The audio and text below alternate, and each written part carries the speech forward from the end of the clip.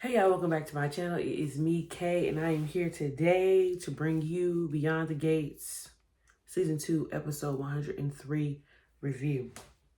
Moving right along, y'all. We are building on yesterday's episode. If you see me looking down, I wrote notes this time because honestly, I ain't gonna lie, I was a little sleepy and I wanted to make sure that I captured everything that I needed to capture and not just come on here and talking to y'all sleepy. That way I can actually remember and then it, jog my thoughts. Okay, as we saw yesterday at the end of the episode, Joey was supposed to be meeting with the impaler and he sent Vanessa to his penthouse because he didn't want Vanessa anywhere around because he didn't want any danger he didn't want her to be exposed to any danger if there was any. And so he sent her to the penthouse with a guard to make sure that she did not leave the penthouse. So we arrived today back at the penthouse. Okay. Vanessa is obviously like up in arms. She's worried, she's nervous, she's afraid, she don't know what can happen, anything can happen.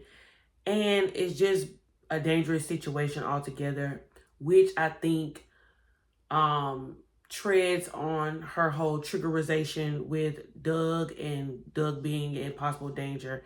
And so I think that a lot of the things that she tries to get Joy to do or push Joy to do is because she couldn't get Doug to do it. So she's trying to gain those things in the new experience.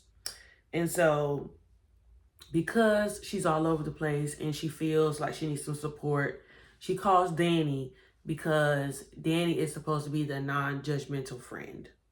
She didn't want to get lectured, so she did not call Nicole. Which, I guess because she's friends with both of the sisters.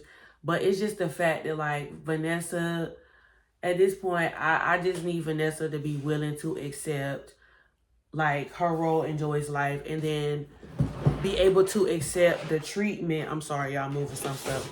I need her to be able to accept the treatment and the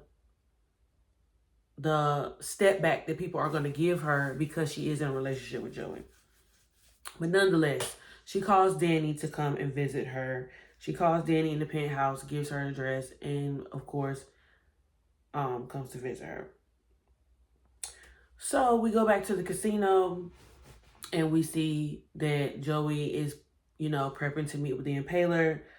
A woman shows up and the woman is Heather. Okay, so just to put some things back into perspective, this person that is visiting Joey is Heather. A couple of episodes ago, Joey looked at a letter that he received from a woman named Heather.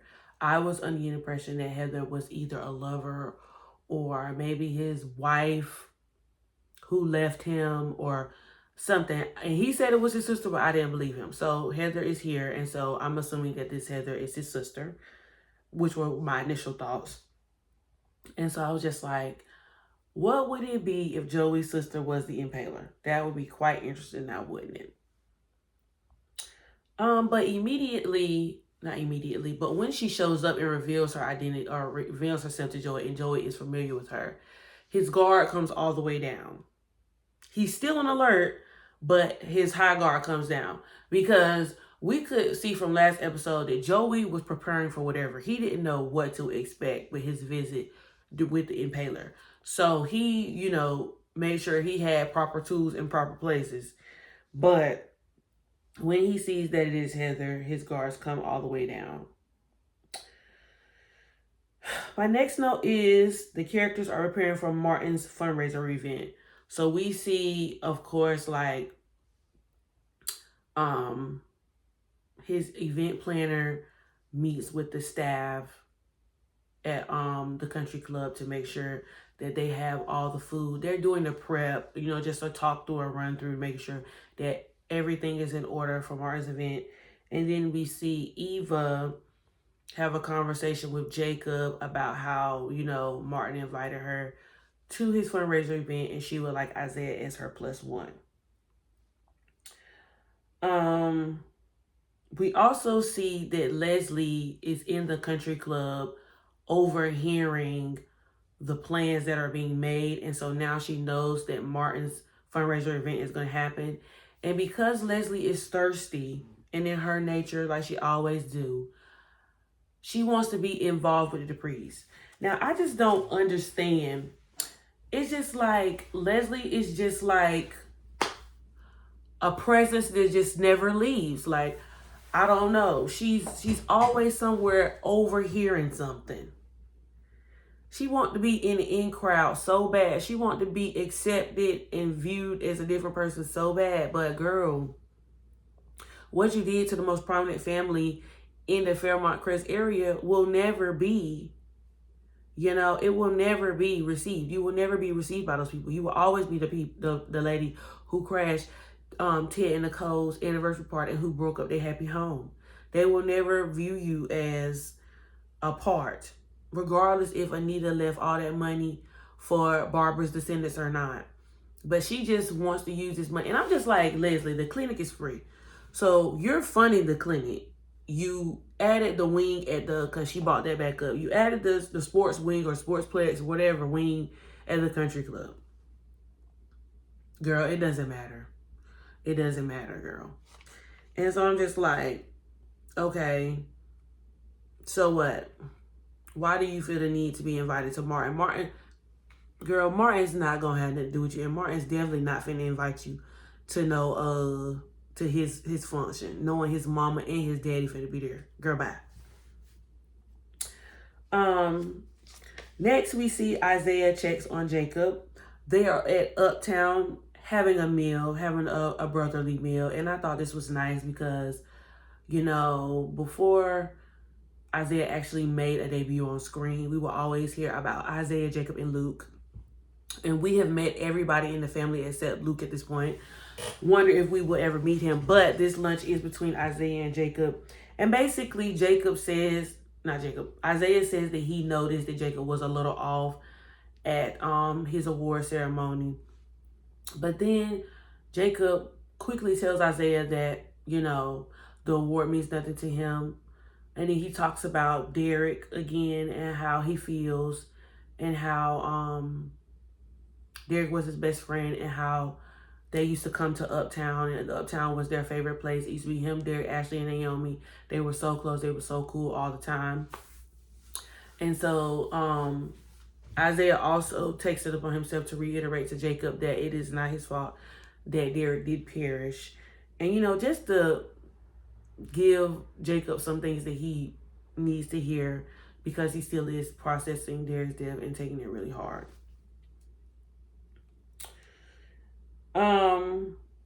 I got Heather is not the impaler. Okay, so here's the thing. Heather is indeed the impaler. But when we first meet her and Joey,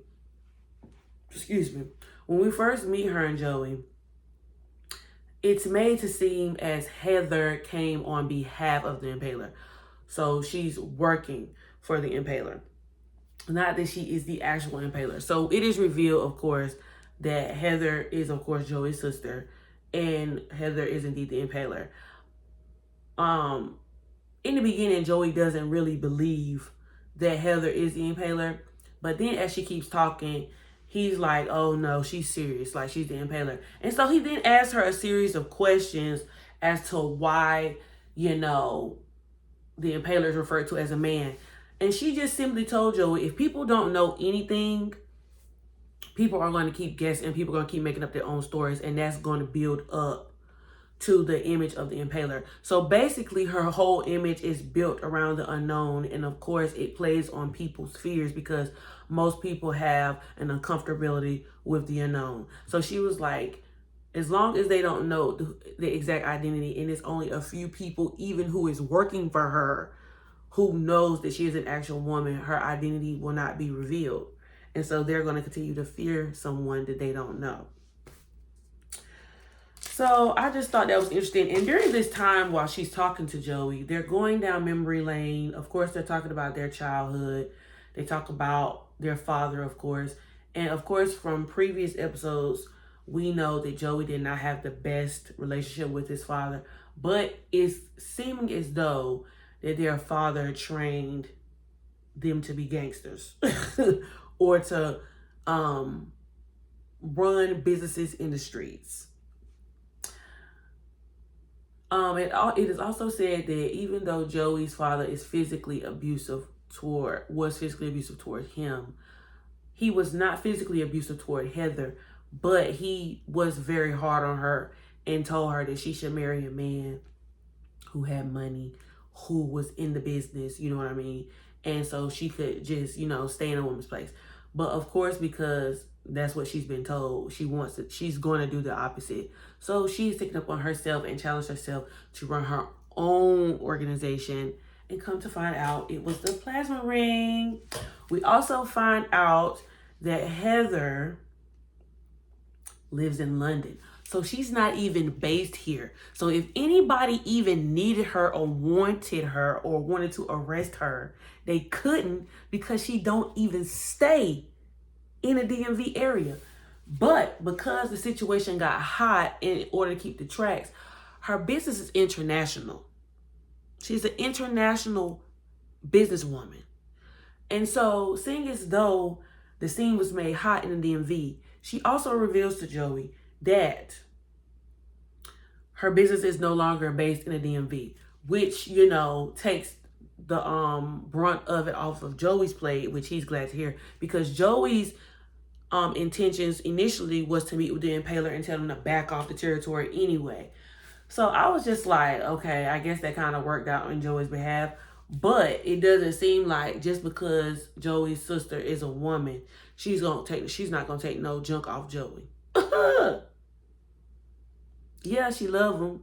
That's her brother. They catching up. They ain't seen each other in years. He always wondered where she was at. But she was just like, I'm around. And when you need me, I can be found. Well, obviously she found Joey and she knew where Joey was, even though Joey didn't know who she was.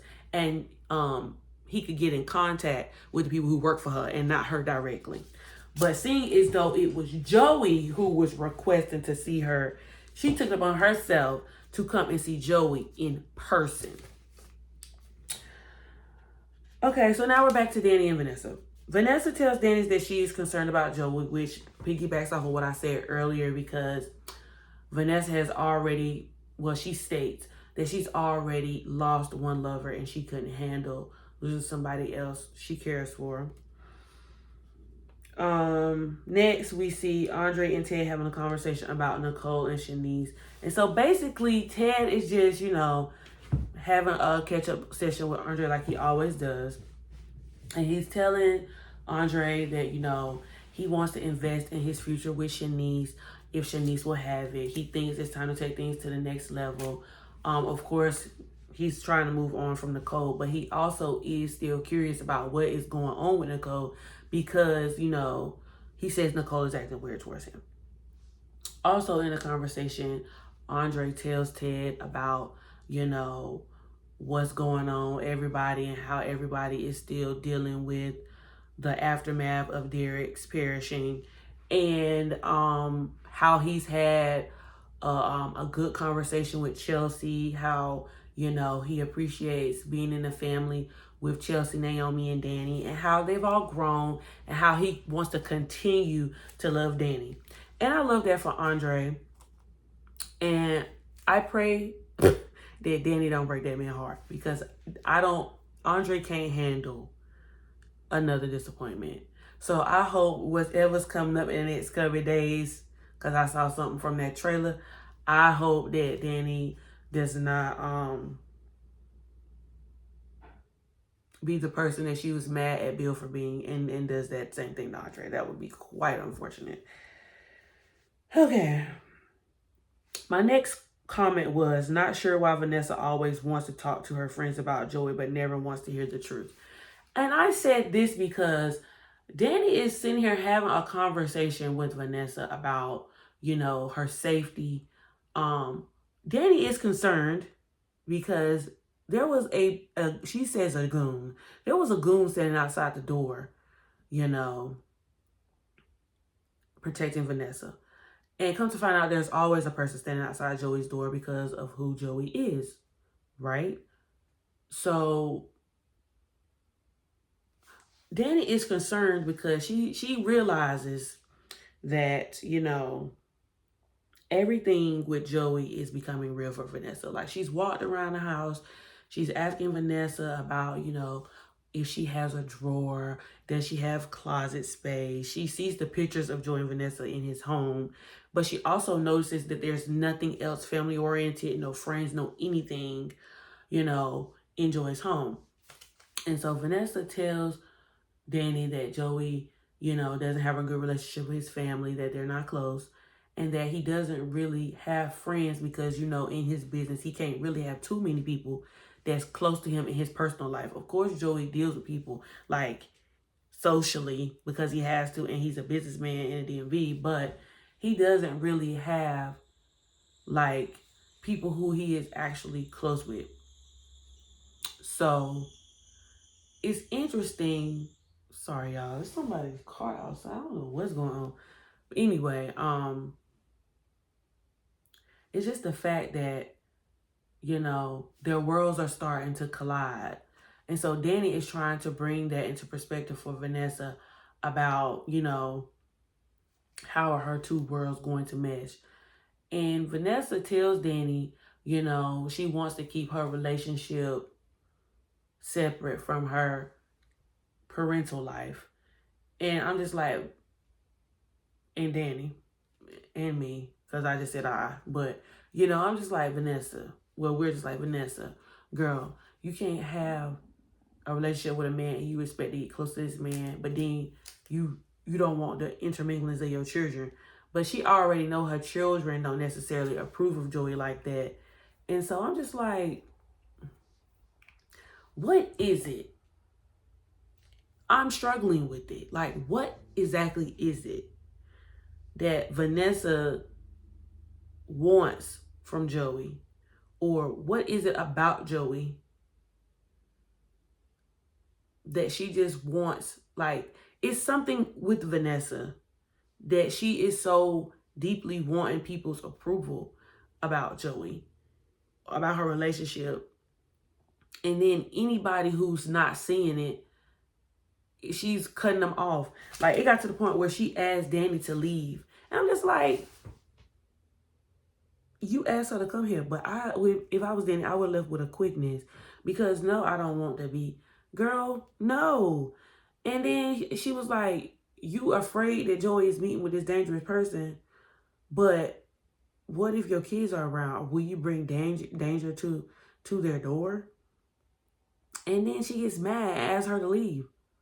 That's a true thing. Deanna has said it time and time again.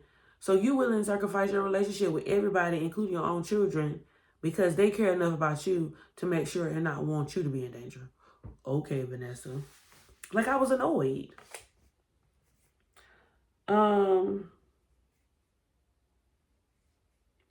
Leslie tries to convince Eva to get her into the fundraiser. Now, we are seeing that Eva's relationship within the family is progressing, okay?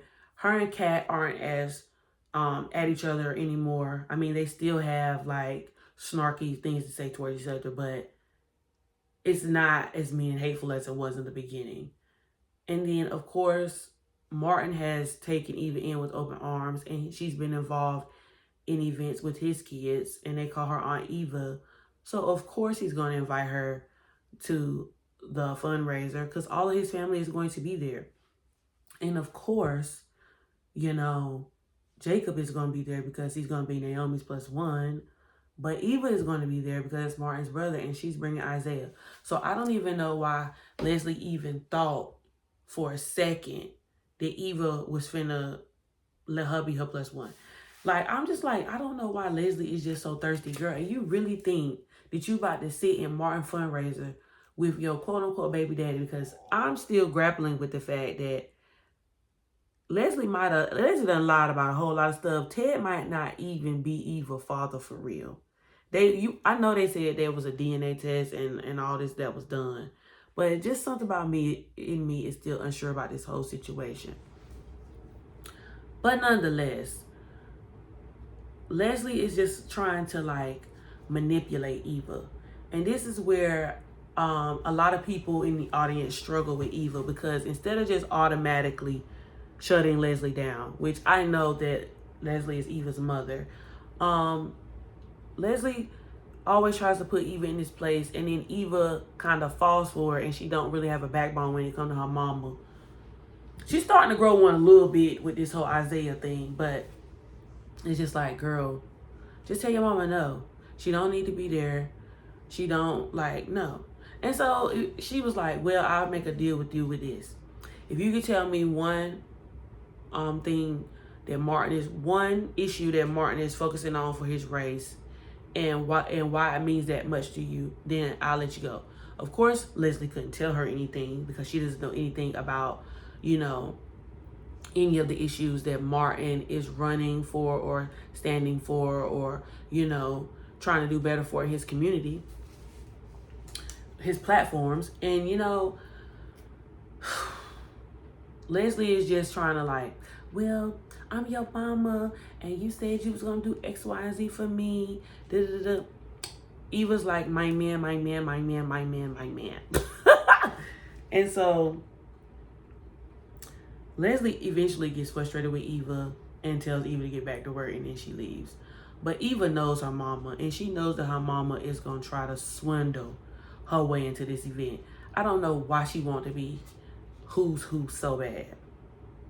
Girl, they see you everywhere else. You don't need to be coming to their family functions either. And it's not a public event at that. Anywho's him.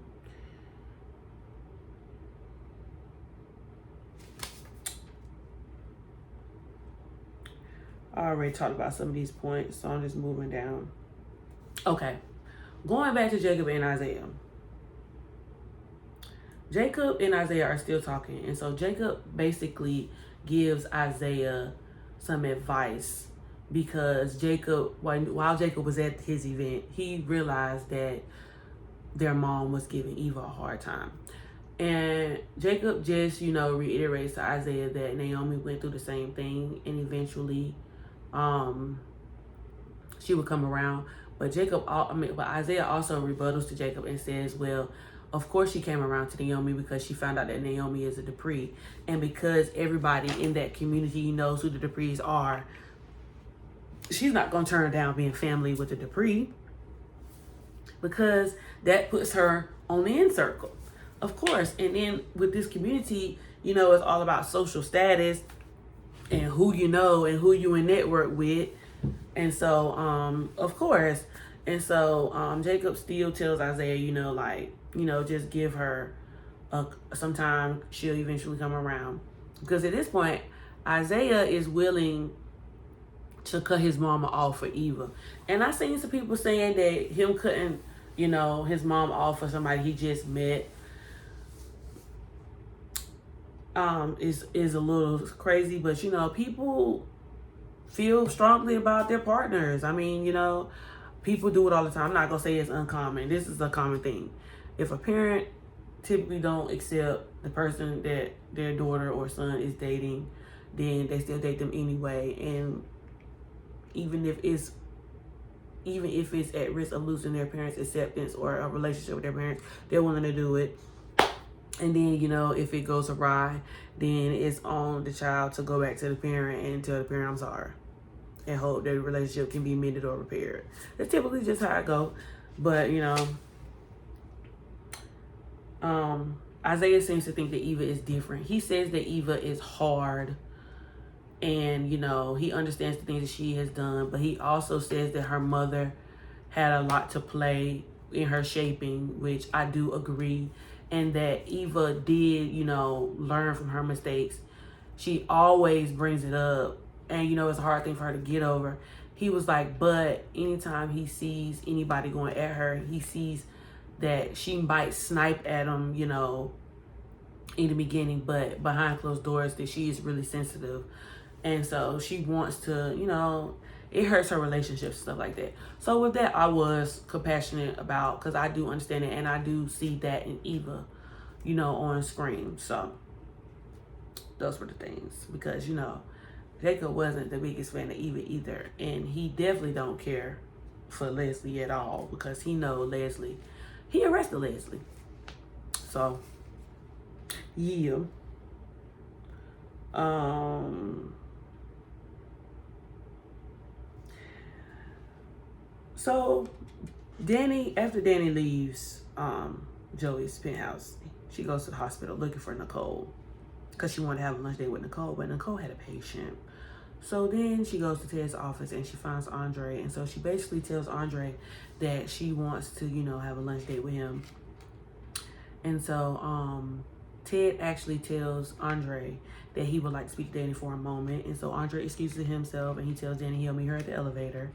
And Ted then proceeds to ask Danny if it's okay. He doesn't want to ruffle any feathers. He asks Danny, is it okay if, Shanice comes, because he don't want to ask Nicole because he feels like Nicole is being weird to him. So he goes and asks Danny. Danny is grinning like a chested cat. It looked like she wants to spill the beans because she knows that Nicole has been having them fantasies about Ted. But Danny says to Ted that it's okay if Shanice comes. They all like Shanice. They have a great relationship with Shanice, and that Nicole won't mind. We don't know who Nicole is still bringing as a +1 to this event. We don't know if she's going to bring Carlton or if she's going to bring Kyle. It's looking like to me, in my opinion, that she's going to bring Kyle. But we'll see.